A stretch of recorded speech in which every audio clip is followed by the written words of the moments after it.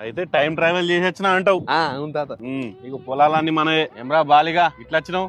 కృష్ణయ్య గారు 10 ఎకరాల భూమి ఉందండి, డబ్బులు చాలా అవసరం, మీకు 30,000కి ఇచ్చేస్తాను. ఏడా జూబ్లీ హిల్స్. అంత ఉత్తదే, అన్ని రాళ్ళు గుట్టలు. మరి 3,000కి ఇస్తావా? రాదండి, మురళీమోహన్ గారు 25,000 ఇస్తానన్నారు, ఆయనకి ఇచ్చేస్తాను. అయితే ఆ మనిషికి అమ్ముకో. అది కాదు తాత. తాత తాత మురళీమోహన్ తాత పెట్టావు కదా పెద్ద కోట. అరే ఇప్పుడు ఇంకో ఆటైరా, నా ఊరవతల 50 ఎకరాలు పెడతా. ఊరవతల 100 ఎకరాలు పెట్టి. సయ్యా ఊరవతల 100 ఎకరాలు ఏంటి తాత? అది ఎక్కడది? శంషాబాద్ శంషాబాద్ 100 ఎకరాలు ఉందా నీకు? అది పేకట్లో పెట్టద్దాం తాత.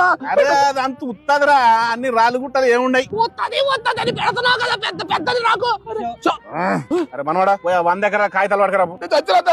కిష్టయ్య పరువురా, యూతరంతా అరువురా.